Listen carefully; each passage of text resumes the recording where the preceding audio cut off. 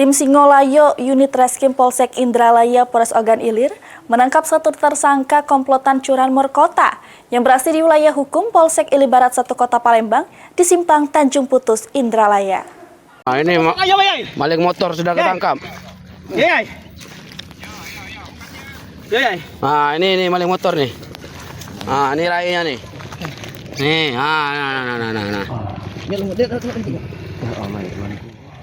Inilah detik-detik saat tim Singolayo Unit Reskrim Polsek Indralaya melakukan penangkapan satu dari komplotan pencurian kendaraan bermotor yang terjadi di wilayah hukum Polsek Ilir Barat 1 Palembang. Kadit Reskrim Polsek Indralaya Ibda Indra Gunawan membenarkan penangkapan satu pelaku komplotan curanmor. Penangkapan terjadi di Simpang Tanjung Putus Indralaya Ogan Ilir atau tidak jauh dari Tanjung Senai Indralaya sekira pukul 1.30 waktu Indonesia Barat.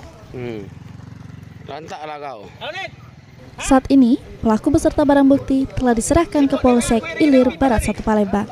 Ahmad Romawi, PAL TV. Nah, ini dia pelakunya.